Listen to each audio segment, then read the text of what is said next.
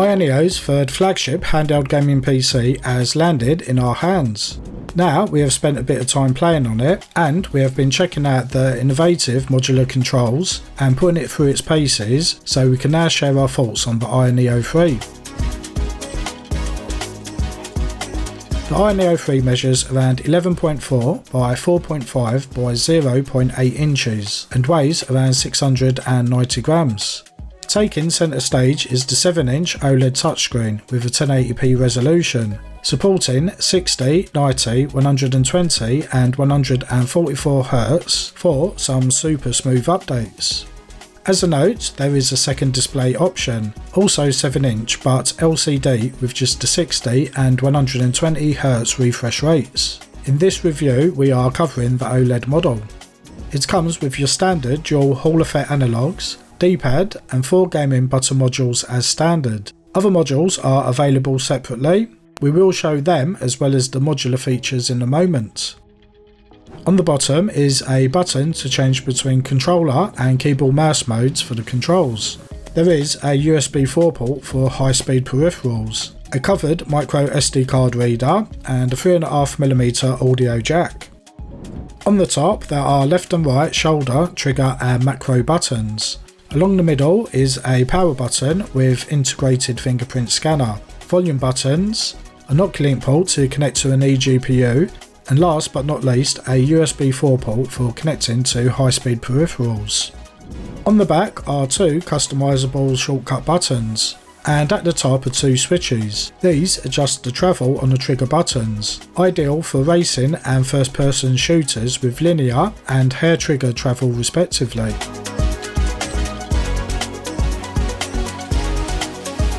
Now, AYANEO could have gone for a simple push-button style module ejection design, but for that real premium feel, it has a mechanism that does it all at a touch of a button. You can eject both or one by itself at a time via the AYASPACE software, or both by holding the button on the bottom for a couple of seconds. The AYANEO 3 is the first handheld with modular controls, and for a first attempt we were very impressed, but there are some shortcomings which we will come to. The module pack is available to buy separately or as a bundle. The pack contains 6 modules including Steam Deck style touchpads, 6 buttons and alternative D-pad setups. There are also some analog stick tops with different designs.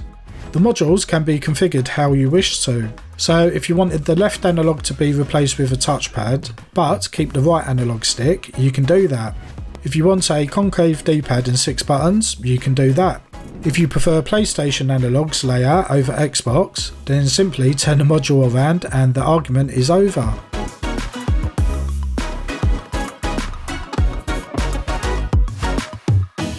We tried many module combinations and all were recognised apart from having a pair of modules with gaming buttons inserted at the same time. One important thing to note is all of this is software controlled, relying on AYASPACE to function. You may not be able to eject modules in say a Linux OS based setup unless AYANEO provides some kind of support for it. The AYANEO 3 is available in 2 CPU configurations as well as the display type options. The first is the AMD Ryzen 8840U with 780M GPU. We first saw this last year in many handheld gaming PCs. The second is the latest generation AMD Ryzen AI9 HX370 with AMD Radeon 890M GPU, and this is the model we are reviewing. Depending on the configuration, there are options of 16, 32 or 64 gigs LPDDR5X at 7500 mega transfers. And for storage, there is 1, 2 or 4 terabytes of M.2 2280 SSD. For communications, there is Wi-Fi 6E and Bluetooth 5.3. Powering the AYANEO is a 49 Wh rechargeable battery. We ran Cinebench on a loop at full screen brightness at 28 watts TDP to really push everything. We got a battery life of 57 minutes, which is around the same as the GPD Win 4. It is the joint shortest battery life, but to be fair, the other HX370 models vary from a minute or two more to around 15 minutes. Average battery life will of course be higher, around 3 to 6 hours depending on demand. In our highest fan noise and temperature tests, also tested whilst running Cinebench, we got 68 decibels highest fan noise and 54 degrees C highest temperatures.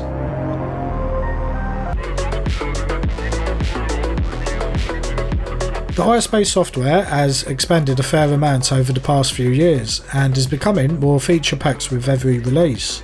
You have a game browser which will give you easy access to any installed games. Going into the settings, you have access to a fair number of features just for the controller. Change the gyro and joystick sensitivity, vibration settings and much more. There are also device settings such as changing the RGB lighting, VRAM size and to set the number of CPU cores to use. And not forgetting the game overlay, which gives you quick access to many functions. These include setting the TDP, performance overlays, module ejection, changing options and much more. Top marks here for what is the most complete setup compared with GPD and 1X Player.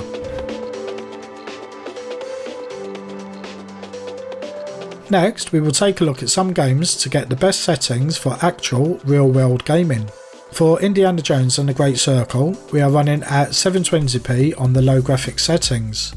We set it to 30 frames per second at 28 watts TDP. We were getting around 45 to 55 on average before that.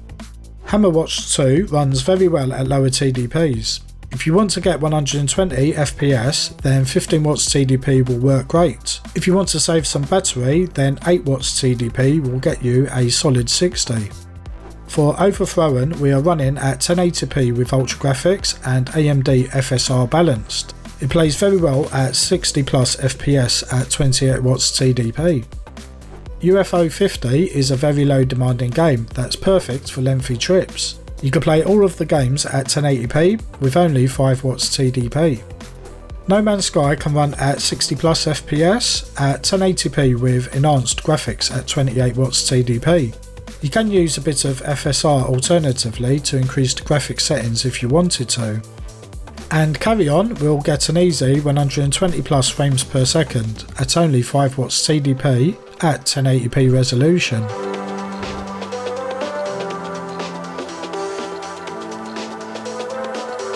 If you have been keeping up with our recent reviews of other HX370 based devices, you will already know the general performance. Despite the slightly lower performance of the AYANEO 3, it is still more than capable of running all of your favourite emulators up to the PlayStation 3 era with little to no issues. With the PlayStation emulator DuckStation, we can increase the rendering resolution up to 1080p, as well as apply various graphics improvements and have it looking and running great.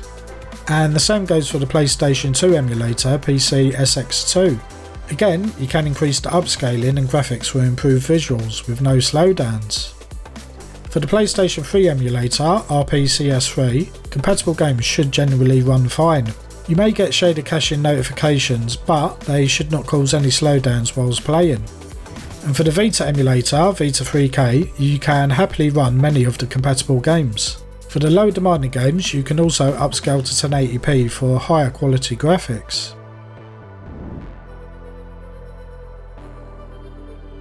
The AYANEO 3 supports OCuLink, allowing for connectivity with high-performance eGPUs, such as the GPD G1, 1X GPU or the brand new 1X GPU 2, which features the AMD Radeon RX 7800M GPU.